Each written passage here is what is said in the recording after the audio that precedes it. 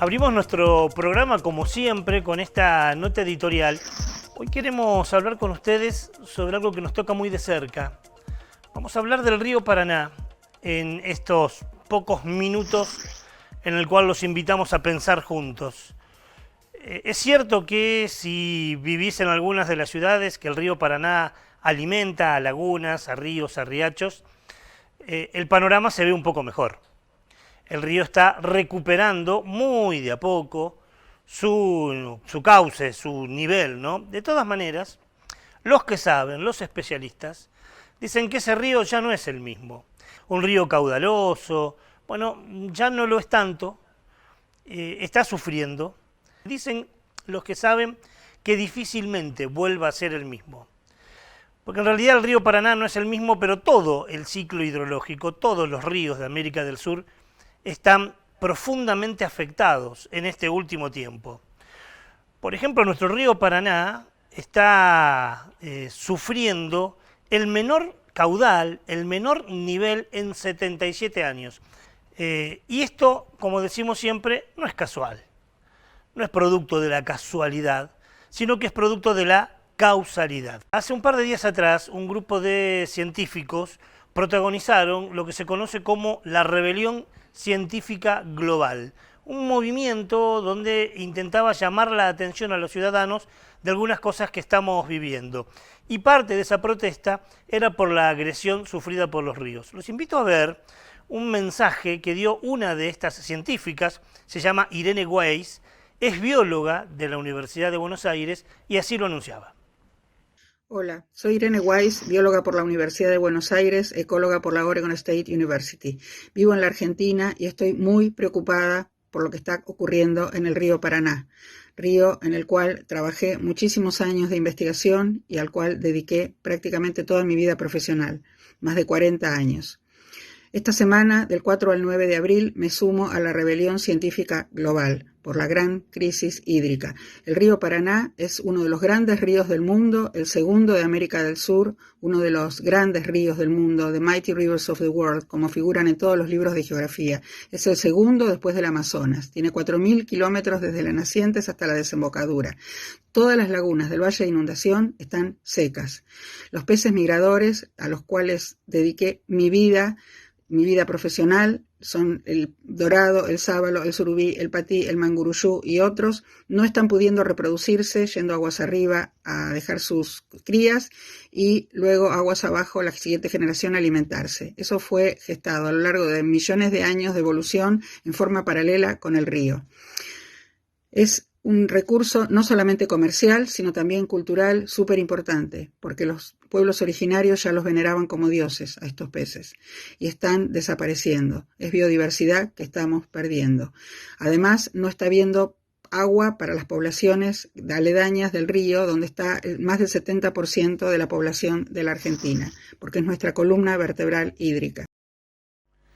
Esta es Irene Weiss. Es bióloga, no es ambientalista, es bióloga. Forma parte de los científicos de la Universidad de Buenos Aires. Decía, todo lo que está ahí demoró millones de años en formarse. Hoy lo estamos destruyendo. Mire, todos los ríos son consecuencia de atmósferas oceánicas cálidas. No solo de eso. A los ríos los forman los vientos, los forma el aire húmedo, obviamente la lluvia, en nuestros casos en la cuenca del río Paraná, la lluvia de los bosques tropicales y la lluvia que también caen sobre las selvas. Y finalmente, los ríos también se forman por el deshielo. Todo eso hace un río. Y ese río luego, que es alimentado por todos estos que dijimos, alimenta al mar y el mar alimenta al océano. Como vemos, es una orquesta de la naturaleza que está armada de manera colaborativa, de manera asociativa.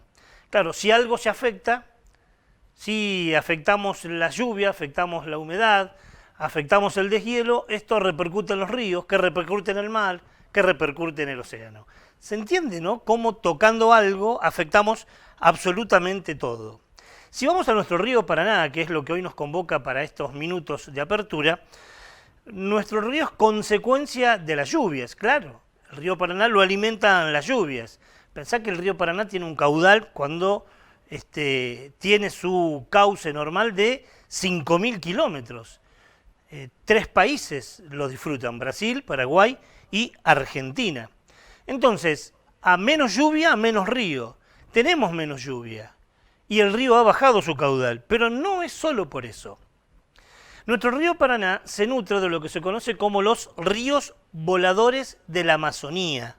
La Amazonía tenía, ya no tiene más, tal grado, tal porcentaje de humedad que hace que esa humedad, esa agua se evapora y produzca en las alturas especie de ríos enteros en la altura que hacen que provoquen lluvias y humedad. Eso más el aire húmedo del océano forman lo que los biólogos llaman una bomba biótica. O sea, algo que pueden producir solo esta combinación. Los ríos voladores, los bosques naturales. O sea, no se forma con plantaciones o cultivos que yo puedo poner. Lo forma eso que hemos afectado. El terrible desmonte que ha sufrido la Amazonía y las terribles quemas que ha sufrido la Amazonía haya generado una ausencia o muy bajo potencial de esos ríos voladores. Llueve menos por eso. Y al llover menos, el río Paraná lo tiene afectado.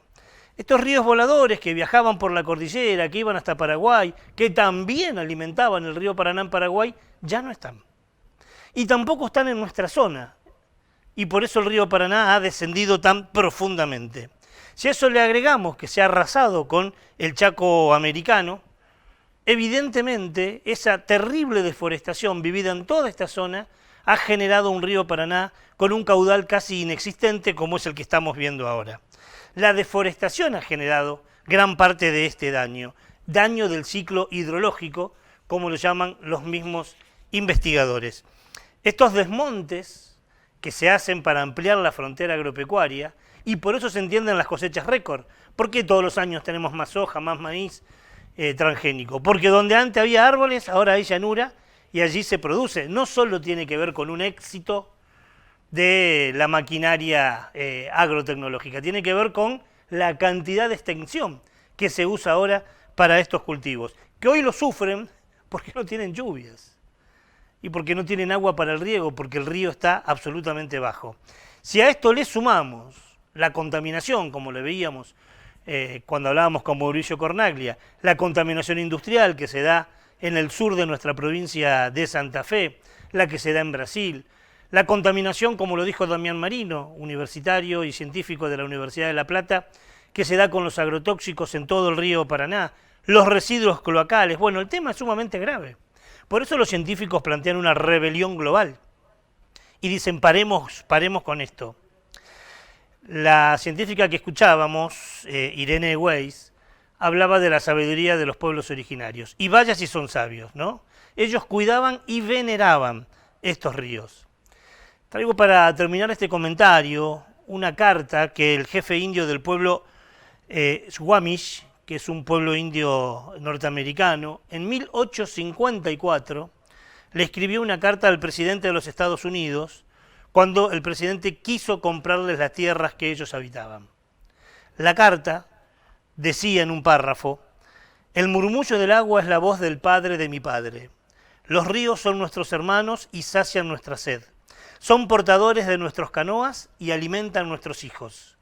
Si le vendemos nuestras tierras, ustedes deben recordar y enseñarle a sus hijos que los ríos son nuestros hermanos y también lo son suyos. Y por lo tanto, deben tratarlos con la misma dulzura con que se trata a un hermano.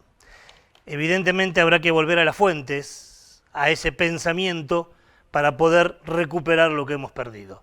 Buenas noches, bienvenidos, bienvenidas. Así comenzamos un nuevo programa de Onda Verde.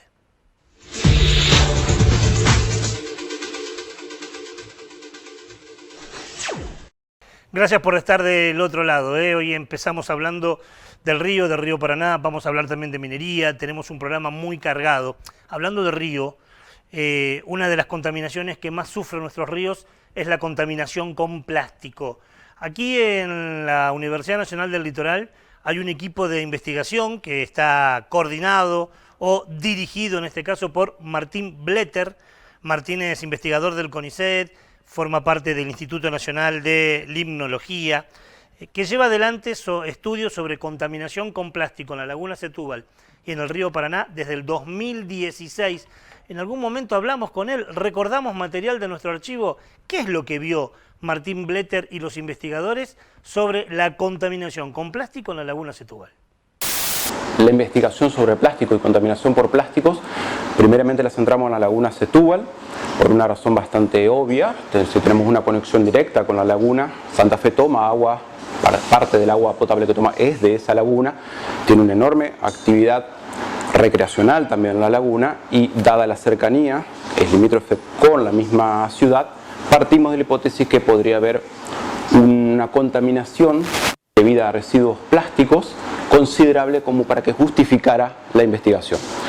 Los resultados, como decía previamente, son consistentes, son alarmantes de algún modo en cuanto a las concentraciones de residuos plásticos que encontramos, cantidades elevadas, por encima de lo que esperábamos encontrar, y estimamos ya, y estamos dando los pasos para cuantificarlo científicamente, estamos estimando que eso tiene un cierto impacto sobre determinadas especies que están habitando la laguna y que también habitan naturalmente el Paraná. Encontramos muchísima acumulación y en una forma muy heterogénea, es decir, en ciertos lugares morfológicos del río, esto es la forma que adopta en ese sector el río, hace muchas veces que el agua recircule o se quede estancada por más tiempo en un determinado lugar. En esos lugares ocurre un acúmulo considerable, pero en términos generales encontramos alrededor de unas 100 botellas por kilómetro lineal. En términos de micropartículas encontramos más de 700 por metro cuadrado. Sin embargo, nuevos muestreos que realizamos sobre el Paraná, ya saliéndonos de la laguna Setúbal, encontramos esta cifra duplicada. O sea, en cantidades que son realmente mayores de la esperada y son sin duda alarmantes. Uno de los lugares más contaminados del mundo. Si tenemos en cuenta caudal de agua de la laguna de Setúbal con plástico, lo que se encuentra por kilómetro, es uno de los lugares con mayor contaminación. A eso habrá que sumarle los microplásticos, como bien decía Martín Bletter, ¿no? Esas pequeñas partículas, se encontró en la laguna Setúbal algo así como 35.000 partículas por metro cuadrado de microplástico que contamina la arena, contamina el agua. Los peces y las tortugas lo comen porque piensan que es alimento y generan grandes problemas. Contaminan el agua potable nuestra también. Evidentemente, nuestra función como ciudadanos deja mucho que ver en esto de no tener cultura como para decir no tirar plástico a un curso de agua, algo tan elemental, y sin embargo lo hacemos. Una responsabilidad que es individual, sin lugar a dudas, pero también es una responsabilidad de las empresas. Por eso, con Martín Bletter alguna vez lo hablamos, las empresas que generan esas botellas debieran hacerse cargo luego de su destrucción o de su reciclado o de lo que fuera. Más o menos como estamos pidiendo lo mismo con las computadoras, los celulares, la responsabilidad de las empresas. Responsabilidad de los estados, responsabilidad de las empresas, responsabilidad individual. Me quedo en este último. Responsabilidad individual. Tuvimos una entrevista por demás de interesante, cálida, afectiva, con un gran músico que tiene nuestra zona. Se llama Carlos Aguirre, le dicen el negro, Carlos el Negro Aguirre, enorme pianista paranaense. Él tomó una determinación hace un tiempo. En su casa, desde hace más de 6 meses, no entra plástico. Bueno, es una decisión personal, a lo cual invita a que sea comunitaria. Hablamos con él, compartimos esa entrevista.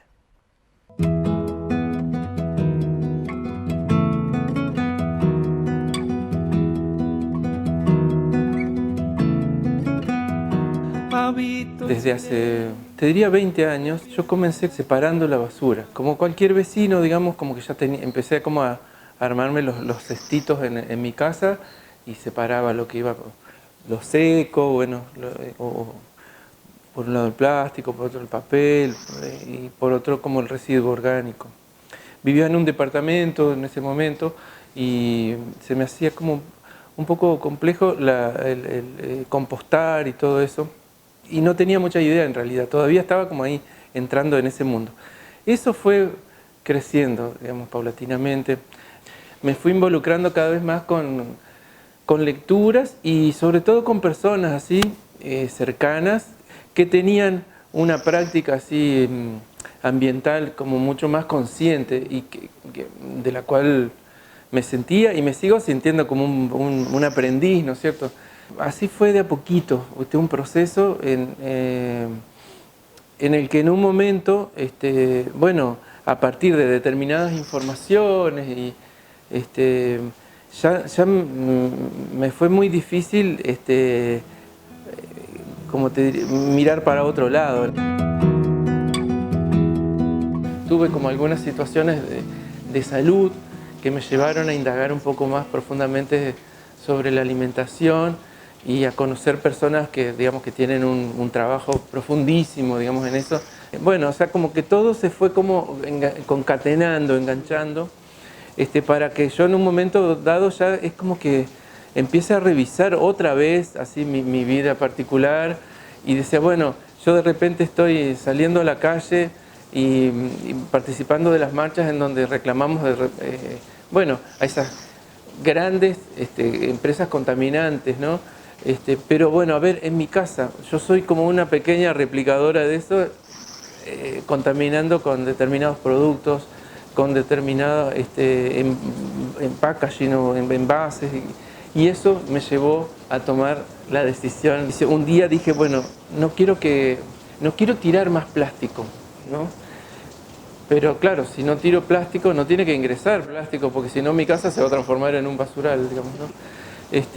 Bueno, y ahí, al principio, bueno, si bien yo de alguna forma ya lo venía haciendo, pero como tímidamente y no con una decisión tan terminante, bueno, lo primero que hice fue hacer una lista de todos los insumos del mes, bueno, digamos, a ver, qué cosas uso, de qué me alimento, bueno, en fin, todos los productos que uso para la vida cotidiana. Y ahí fue como ir tildando cada vez que iba resolviendo uno, ¿no? Pero a la vez ya había tomado la decisión, bueno, desde hoy no entra más plástico en mi casa. Con un vértigo terrible, qué sé yo.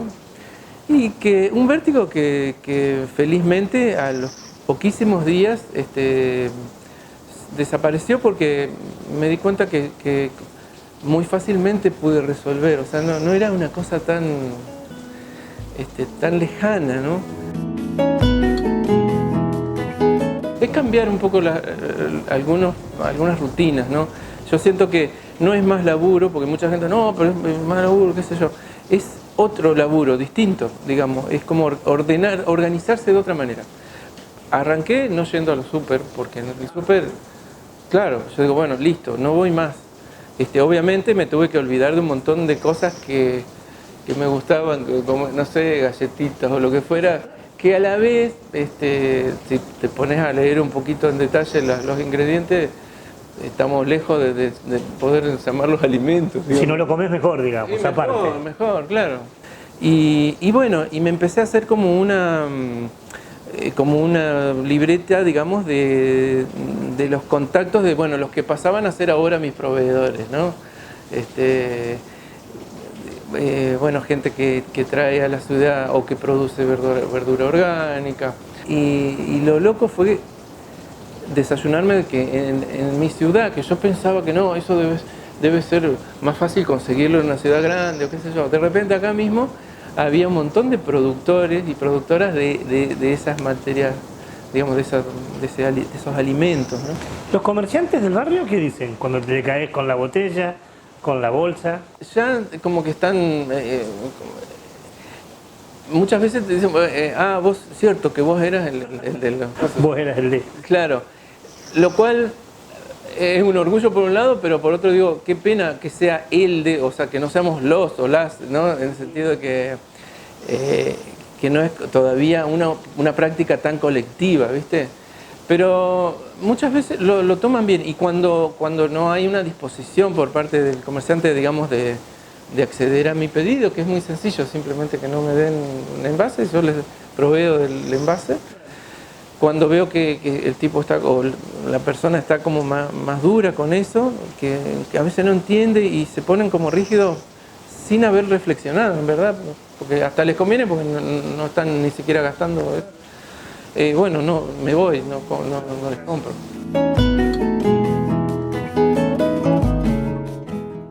Nos recibió una mañana lluviosa allí en su casa en Paraná, una casa que está muy cerca del río. Fue aprendiendo con el tiempo que la única manera de no generar basura con plástico es no tener plástico en su casa. Bueno, diseñó un trabajo, diseñó una manera de vivir, una manera de comprar, una manera de consumir, que lo fue alentando a otras cosas luego también, ¿no? A compostaje, a comida sana. Bueno, fue una mañana muy linda que pasamos con el Negro Aguirre y queremos seguir compartiendo con ustedes este material.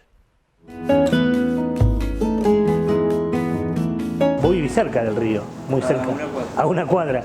Eso también, ¿no? Digo, supongo que ese entorno, esa escenografía, también invita un poco a ser más cuidadoso. Sí, aparte, bueno, primero tuve la suerte de, bueno, finalmente poder establecerme acá en este barrio, que es un barrio de pescadores, que se llama Bajada Grande, a la vera del río, y a partir de ahí tener como un vínculo más estrecho con el río, y también un registro un poco más, como te diría, más cotidiano de toda la problemática del río, ¿no? O sea, la problemática de quienes habitan el río y del mismo río, digamos, por la contaminación, por las bajadas, las bajantes así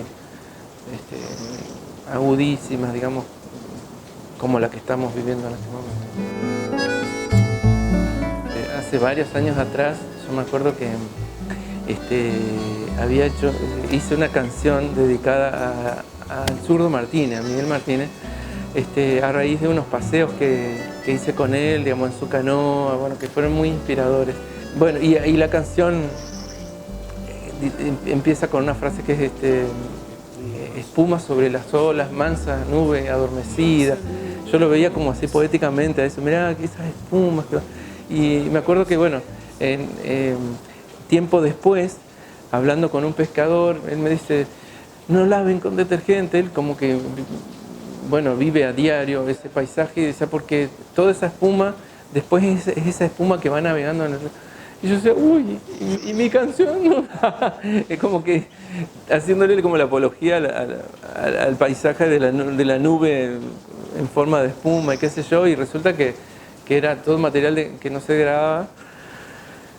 Bueno, razón por la cual empezó como también una pesquisa, digamos, de buscar a ver dónde podía resolver eso. Empecé con esos, primero, no tirando el envase del detergente y yendo a los almacenes de barrio, aquellos como todo limpio, no sé, ese tipo de lugares que te rellenan los envases.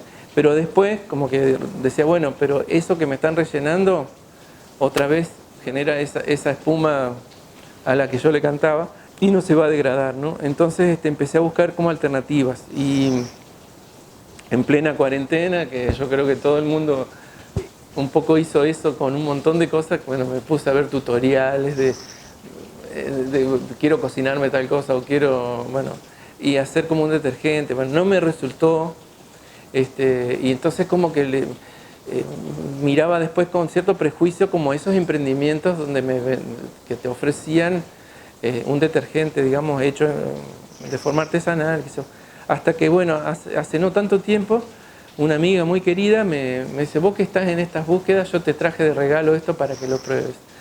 Un detergente espectacular, que es un detergente sólido y que dura un montón y qué sé yo. Bueno, así que resolví. Muchas veces uno no hace como el link, como se dice ahora, ¿no? O el linkeo entre que esa cosa que está en el tacho de basura termina en algún lugar, digamos, ¿no? La invitación es a que ese basurero no se llene más, digamos, ¿no? Sería eso lo que me da ganas de agregar, como una invitación a revisar las prácticas que tenemos, ¿no? Y después también una invitación a sumarse a las organizaciones que yo siento que en muchos casos están como estigmatizadas, ¿no? Como que el revoltoso, el que no quiere el progreso, bueno, ¿viste? Y en realidad es la persona que está viendo lo que está pasando, ¿no? Como una persona que tiene una conciencia de que, así como yo te decía de la basura que está acá, después eso va a parar en un lugar, digamos, que el incendio que está sucediendo en Alemania, digamos, en realidad está afectando a todo el planeta. Es decir, no hace falta que la cosa esté sucediendo acá para que uno se despierte. Es decir, además está sucediendo acá. O sea, eso es tremendo.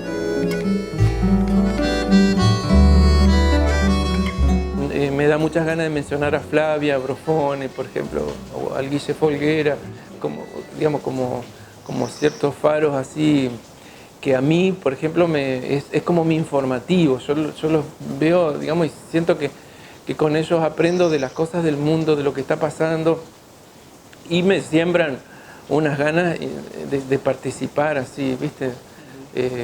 Cotidianamente, ¿no? De también no pensar solo como en el mundito de mi casa, que lo voy modificando también gracias a esas mismas consignas, pero sino también a sumarme, a participar de las marchas, a hacer visible esa problemática.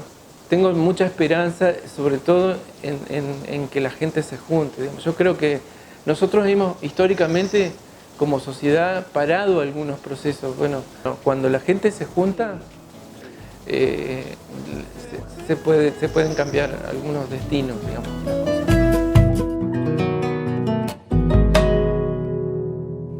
El agradecimiento profundo a Carlos, que nos abrió las puertas de su casa. Estuvimos esta mañana charlando y de alguna manera queremos compartirlo porque demuestra que es posible, ¿no? Que cambiar la manera de los hábitos de consumo es algo absolutamente posible, que me beneficio yo y que beneficio la comunidad. Creo que esta entrevista con el Negro Aguirre nos deja muchísimas enseñanzas y ojalá sea un ejemplo a imitar, ¿no? Que podamos imitar parte de lo que él decidió hacer y, como dijo, no cuesta tanto. Es nada más que cuestión de imponérselo. Ustedes saben que nosotros tenemos recomendados culturales y recomendados naturales. Los culturales es cómo seguir pensando sobre esto. Y el recomendado cultural de hoy tiene que ver con un documental.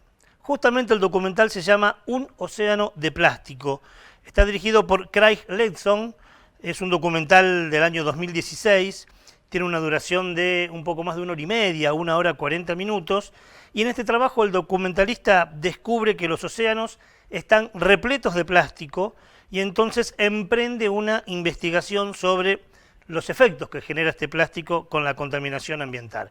Muy fácil de ver. Si tenés Netflix, podés verlo en Netflix. Si no tenés Netflix, podés verlo en YouTube. Los invitamos a compartir un tramo de este documental. I remember the first time I saw a blue whale. Oh, look. Wow. I followed them since childhood. What do you think it's from? Is it from a ship? I could see plastic everywhere.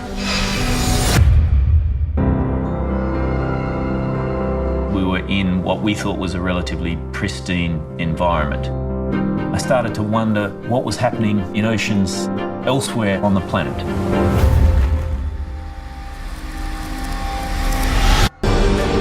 Only a fraction of the plastic that we produce is recycled. This is never going to degrade. It's got nowhere to go. This was something that these animals, they were forced to endure because it was man-made and we'd put it into their environment. Communities are built on these landfill sites. So sweet potatoes, corn, sugarcane, all growing on 40 years of garbage. Do you have anything not wrapped in plastic? No.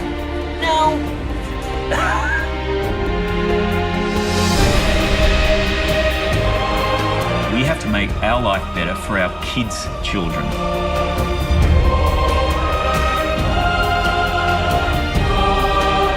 Change is possible. It starts with us.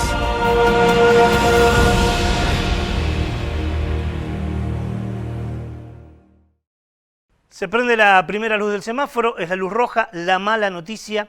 Hace un par de días atrás se conmemoró el Día Mundial de la Salud y algunos datos que tenemos en cuenta a partir de esta efeméride, por año, más de 13 millones de personas mueren por enfermedades producto de la mala el mal desarrollo ambiental, por enfermedades absolutamente prevenibles, previsibles y que están relacionados con el ambiente. De eso nos habla Lucía en esta primera luz del semáforo. Más de 13 millones de personas se mueren a causas de problemas ambientales evitables. Y en el marco del Día Mundial de la Salud, es inevitable no poder tomar conciencia sobre los cambios climáticos y los efectos de la contaminación. En este caso, la crisis climática es también una crisis sanitaria global. La propia pandemia del coronavirus estaría directamente relacionada con la crisis climática y la pérdida de biodiversidad. El impacto de los microplásticos también son un efecto muy importante para tener en cuenta, porque los cursos de agua están siendo totalmente contaminados y hay que tener en cuenta que esto causa enfermedades en todo el mundo. Así que esta es la mala noticia. 13 millones de personas por año, no es joda, por cuestiones ambientales absolutamente evitables. La mala noticia de la semana, con la cual nos vamos al cierre de este primer bloque.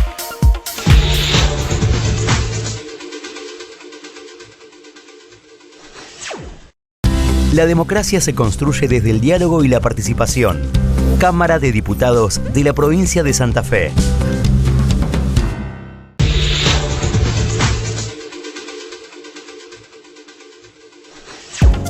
Segundo bloque del programa.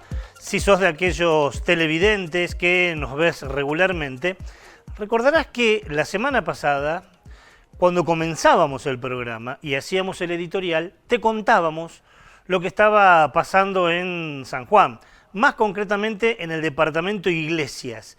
Allí en esa bellísima provincia cuyana, donde tenemos tantos pero tantos amigos, un nuevo emprendimiento quería volver a instalarse. Estamos hablando de un emprendimiento de minería a cielo abierto, y allí una multinacional anunciaba que un proyecto que lleva el nombre de José María se iba a instalar allí en el departamento de Iglesias. Obviamente la mayoría de los habitantes de esa localidad se oponen. No voy a repetir todo lo que dijimos hace 7 días, pero está comprobado que no genera riqueza para la localidad, que se llevan gran parte de nuestros bienes al exterior, que lo que pagan cuando pagan de retenciones es escasísimo, que dejan un pasivo ambiental suculento, que contaminan las fuentes de agua. Bueno, como decimos siempre, no es negocio por ningún lado y la gente está cansada.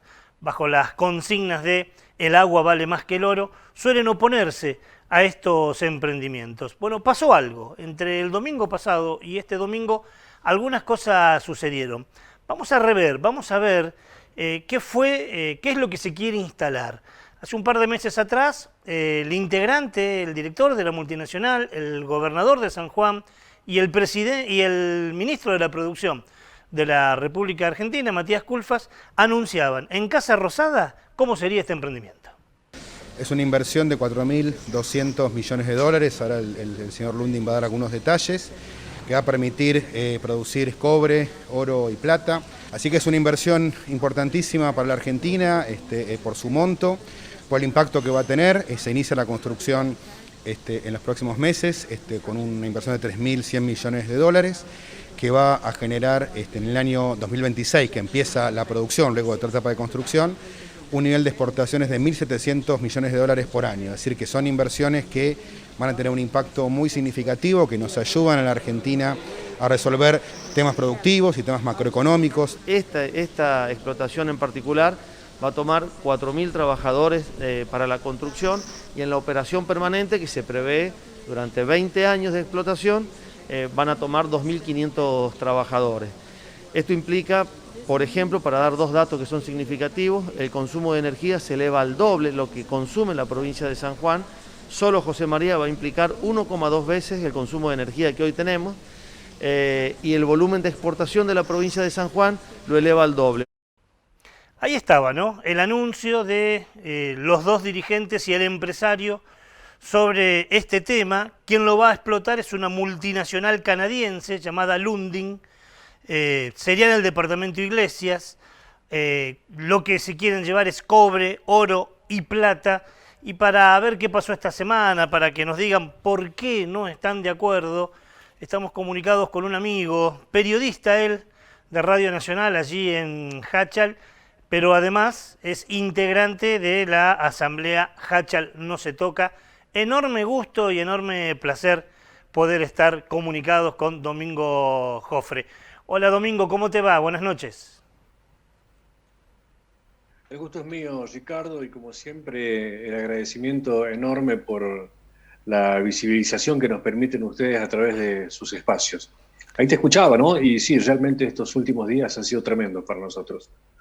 Sobre todo para quienes venimos resistiendo de alguna manera a esto de la megaminería, algo que para nosotros se está descascarando desde hace 7 años, en un maquillaje que cada vez cuesta más sostener por parte del gobierno y de las multinacionales, pero que sin embargo siguen siendo impunes, ¿no? La mina Veladero sigue siendo impune y bueno, y ahora nos ofrecen esto y lo aprueban con todas las objeciones que se le han realizado de distintos lugares, ¿no? Pero el lunes pasado el gobernador precisamente entregó la declaración de impacto ambiental a la mina, aprobándosela a pesar de un montón de irregularidades por las que nosotros consideramos que esta también es una mina ilegal y que va a afectar seriamente el futuro de toda la región. Nosotros la semana pasada hacíamos un irrespetuoso resumen y que quiero comprobarlo o chequearlo con vos. Vamos por parte. Estos emprendimientos tienen que tener un informe de impacto ambiental, una demostración científica de que no va a afectar el medio ambiente. Primera pregunta, ¿ese informe se hizo? ¿Qué dice y quién lo hizo fundamentalmente? El informe es el que presenta la empresa junto con su proyecto. Lo presenta el Estado y el Estado tiene que otorgárselo a los entes involucrados en investigar científicamente si tiene asidero, si no tiene asidero o si tiene riesgos, y también debe abrir una serie de jornadas como para que los ciudadanos también desde su derecho puedan objetarlo. En este caso hemos objetado el proyecto, lo ha objetado el INACRAS, que es el Instituto Nacional de Aguas Subterráneas, lo ha objetado el INPRES, que es el Instituto Nacional de Prevención Sísmica, y lo ha objetado hasta incluso a los técnicos de hidráulica diciendo que va a afectar a toda la cuenca. A pesar de todo eso, el gobernador de la provincia lo ha aprobado y con bombos y platillos el lunes pasado les entregó el mismo verso de hace 20 años, ¿no? Que 4.000 puestos de trabajo para construcción, que bueno, todo lo que ya se conoce, pero con la gravedad de que, por ejemplo, la zona donde se va a construir el paredón es justo una falla geológica que ha sido reconocida por el INPRES. El INPRES está diciendo, ahí no, porque justamente en ese lugar se produjo el gran terremoto argentino, el terremoto más grande que hubo en la Argentina hace más de un siglo y que ha sido reconocido científicamente como el movimiento telúrico más importante. Justamente ahí quieren hacer, sobre esa falla quieren hacer un paredón para el dique de Colas que tendría su paredón más de 200 metros de altura, es decir, 3 veces más lo que es el paredón en Minas Gerais. Es una locura. En lugares donde la napa freática está prácticamente en la superficie, descabezando un glaciar que es el GE110, que denunciamos nosotros también, tal vez te acuerdas, que se habían olvidado, así entre comillas, en el inventario glaciar. Bueno, ese es el glaciar que van a descabezar porque justo en la cabeza del glaciar está el open pit proyectado de la mina. Entonces ya no sabemos qué hacer, no sabemos qué hacer. Estamos pidiendo a la comunidad internacional, a la comunidad nacional, que vean en la provincia de San Juan lo que está pasando, cómo se pisotean las leyes, el derecho de la gente, los 3 poderes trabajando, ocurriendo. La mina José María ocuparía 3 metros cúbicos por segundo, cuando el río Háchal está trayendo 4, nos dejarían 1 metro cúbico para lo que es. Estamos desde hace 7 años y vemos lamentablemente cómo lo siguen acelerando y aceleran a fondo. Vamos a resistir hasta donde se pueda, pero nosotros necesitamos difusión, porque el gobierno nacional es cómplice del gobierno provincial. esta gestión, la anterior y las de antes también, porque acá es donde se les termina la grieta, se les termina el discurso de los derechos cuando están silenciando a un pueblo y condenándolo a morir de sed. Es muy grave lo que va a pasar si esa mina empieza a funcionar. Dijiste dos cosas con las cuales me quiero detener. Primero, lo del glaciar.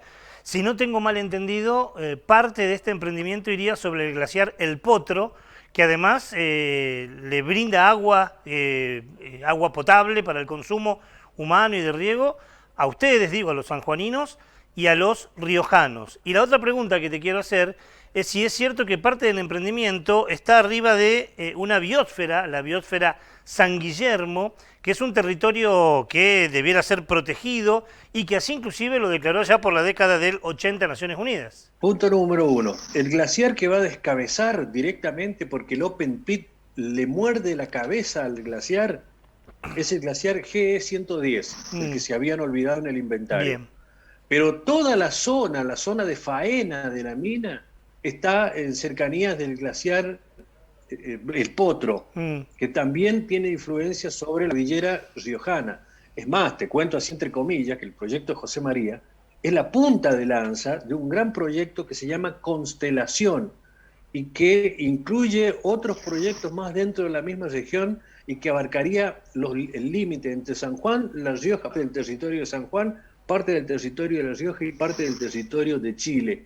Y han arrancado con José María, como para ir generando el ambiente mientras ven qué hacen con La Rioja, que todos sabemos cómo está resistiendo en contra de esto, y cómo en Chile los han sacado a la Barrick por el proyecto Pascualama, directamente los han sacado a patadas.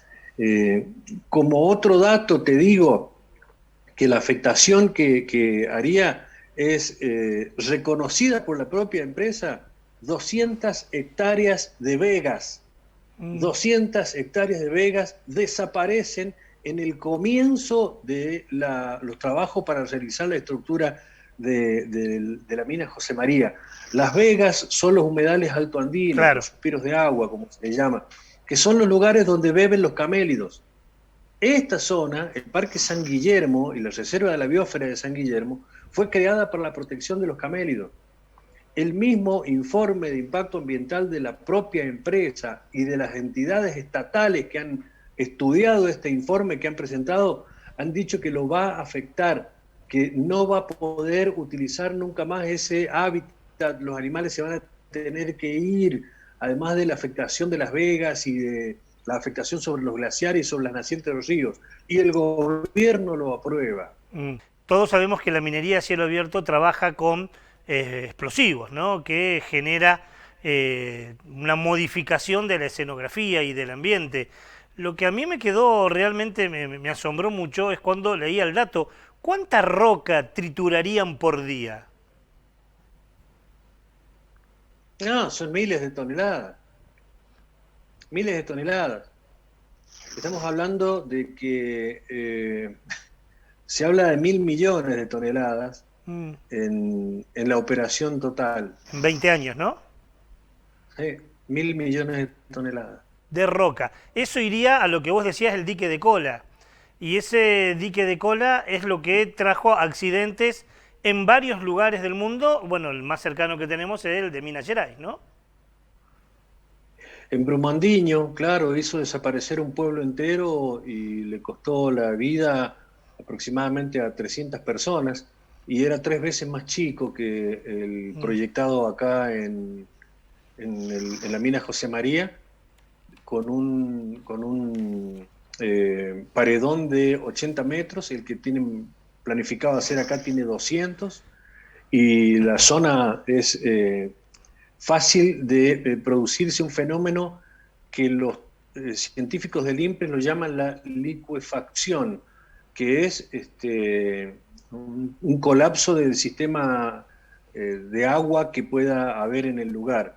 Sale agua por todos lados, cambia el lugar del recorrido, brota en forma de vertiente, brota en forma de chorros, de geyser. Esto se ha producido ya en otros terremotos anteriores, y de hecho en el informe que presenta el INPRES con respecto a la declaración de impacto ambiental, José María lo dice, y bueno, sería mucho más grave de lo que ocurrió en Brumadinho si llega a ocurrir algo acá en la cordillera, porque recordemos que es una zona altamente sísmica, claro, más que Minas Gerais, es una zona donde son nacientes de agua, es una zona glaciar, es una zona de 30, 40 grados bajo cero, es una zona de un terreno escabroso, geográficamente muy difícil, y que al estar en altura la bajada de agua se produce de una manera rápida, turbulenta. Nosotros lo sabemos, en cada lluvia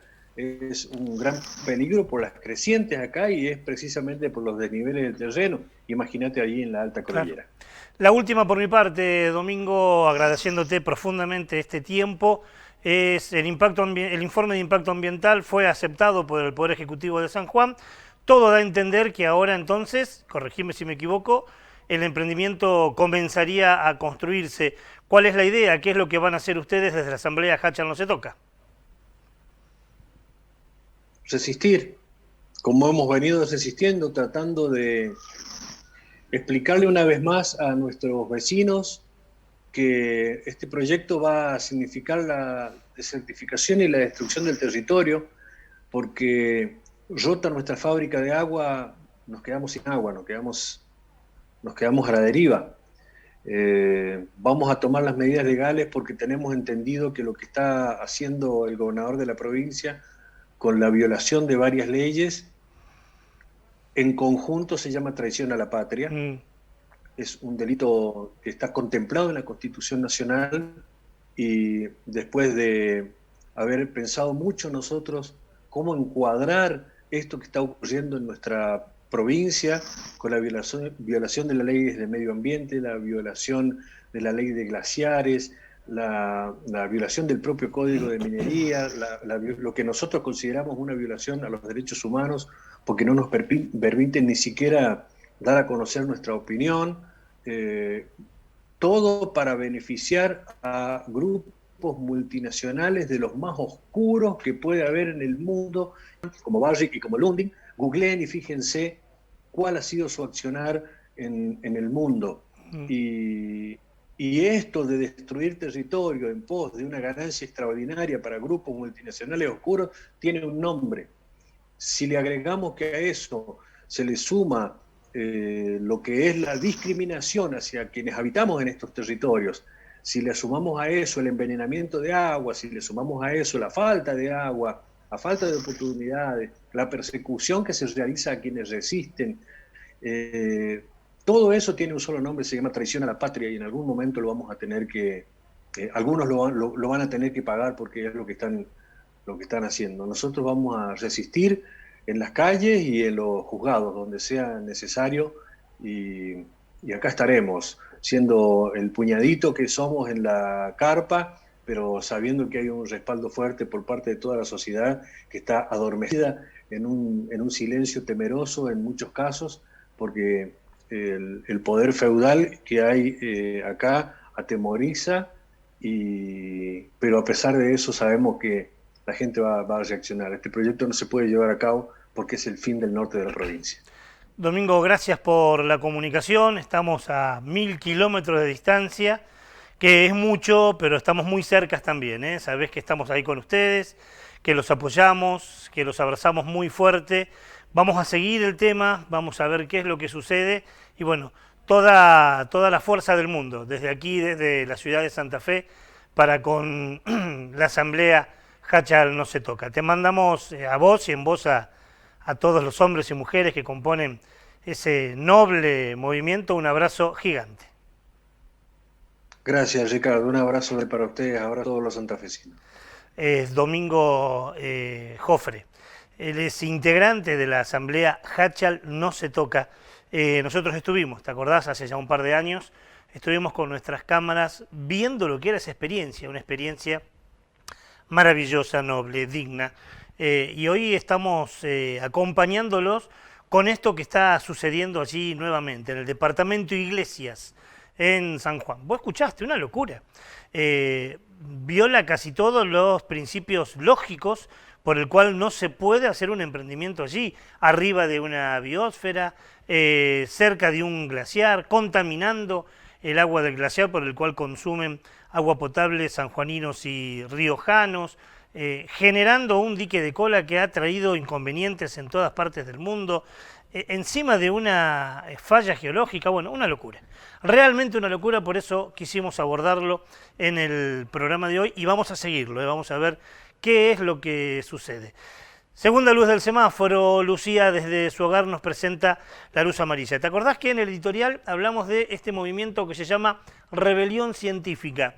Vimos qué es lo que hacen un grupo de científicos anunciando, prendiendo una luz y diciendo, miren que algunas cosas están feas y el río fundamentalmente lo está sufriendo. Lo vimos en el editorial, pero vamos a detenernos un instante en este movimiento. Segunda luz del semáforo, luz amarilla, Lucía nos cuenta qué es la rebelión científica. Se prende la luz amarilla y en este caso, ¿por qué? Porque hay movimiento y hay rebelión en la comunidad científica que se está juntando en todo el mundo para hacer charlas e intervenciones sobre la crisis del cambio climático. En este caso, en la Argentina, la mayor preocupación tiene que ver con la bajante del río Paraná, del cual dependen un montón de cultivos y alimentos de muchas personas. Hay que tener en cuenta que esto también puede afectar al suelo. Así que en este caso la rebelión científica se está empezando a sentir. Ahí está este movimiento, conocer un poco más. Tuvo su epicentro hace ya 10 días, 15 días, pero importante conocerlo. Tiene que ver con la ciencia digna, ¿no? La ciencia de Carrasco, de Páramo, que tanto extrañamos y que marcaron un camino por donde debe transitar la ciencia, al menos en lo vinculado con el ambiente. De esta manera vamos a nuestro segundo corte, ya volvemos.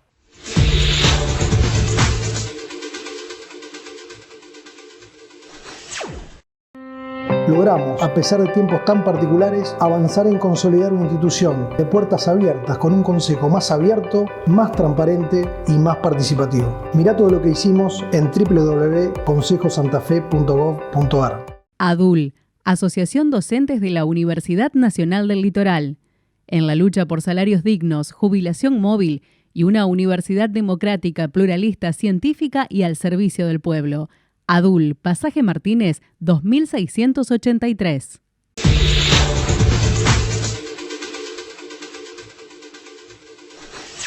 Tercer y último bloque del programa de hoy, lo abrimos con la buena noticia, lo abrimos con la luz verde. En este caso volvemos a detenernos en buenas noticias que nos trae el mundo científico y nos están diciendo hace muy pocos días que se puede utilizar las olas del mar para generar cierto tipo de energía limpia, que aminore el calentamiento planetario, el cambio climático. Muy buena noticia, es la luz verde, Lucía nos la cuenta. Se prende la luz verde con la buena noticia y en este caso se trata de científicos argentinos que buscan generar energía con las olas del mar. Es un proyecto que desarrolla una columna de agua oscilante porque consideran que constituye una de las mejores técnicas que se proponen para convertir la energía de las olas del mar en electricidad. La astucia es que la cámara posee un edificio por debajo del agua que en última instancia genera y produce el movimiento de una turbina. Este proyecto tiene múltiples potencialidades. Y nos tenemos que ir, ya se nos termina el programa, como siempre con un tema musical para despedirnos. Lo de hoy tiene que ver con un ritmo folclórico muy nuestro, es una samba, es del año 1969. La samba se llama El Antigal, está compuesta por alguien muy conocido, por Daniel Toro, aunque la letra es de un gran poeta argentino que es Ariel Petrocelli. Hay muchas versiones de esta samba, El Antigal. La más conocida seguramente es la que interpreta Abel Pintos, que la hace a capela y que seguramente todos la tenemos en nuestra memoria. Pero te queremos presentar hoy otra versión, menos conocida. Es la versión de Los Nombradores del Alba, que justamente uno de los miembros de este grupo es el hijo de Daniel Toro, que es Facundo Toro. El video de esta canción se grabó en el 2019 en una ciudad sagrada, la ciudad de los pueblos originarios quilmes que están en Tucumán. Y con este video nos estamos yendo, como siempre con la invitación de que la semana que viene, dentro de 7 días, pueda volver a acompañarnos para hacer un nuevo programa de Onda Verde. Gracias por todo, hasta la semana que viene. En tu viejo brazo se quedó el ayer, rescoldo de la marisca que se fue. El tiempo en tus manos solas quedó tendido sobre la luz. Sangre reseca en la mañana, llorando siglos a la voz del sol. El grito inca estremeció el dolor. Silencio descalzo por tu cuerpo va. Las piedras al viento le roban la sal. Los grillos duermen la tarde. Oro desnudo del cerro atrás. Cabó la boca de tu noche, el oscuro acero de tu negra piel, para dormirse entre la soledad. Llorando al calor, el llanto del indio, en su manantial febril mojando el antigal. Lluvia que viene de Dios. Antiguo cansancio, lento su andar, tiró la lanza por el cardón. Y en sus espinas dejó las manos para la sangre con otro color, y al rayo loco dio su corazón.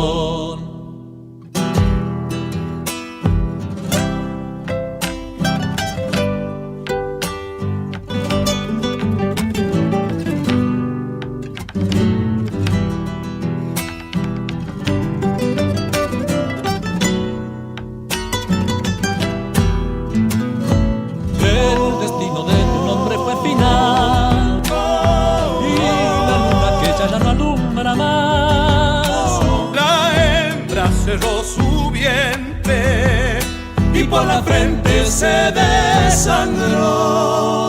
Dejó sus huellas hacia el norte, buscó el camino para ya morir. Y como madre lloró también su mal. Ronda por adentro el amo sideral, anda por tus venas desde que se fue. Levanta tus ojos negros para cubrirte muerto y leal. Clavó su pecho en la roca como una vida y sin gritar su voz se halló en el cielo hecha una maldición. Llorando al calor, el llanto del indio, en su manantial febril mojando el antigal. Lluvia que viene de Dios. Antiguo cansancio, lento su andar, tiró la lanza por el cardón. Y en sus espinas dejó las manos para la sangre con otro color, y al rayo loco dio su corazón.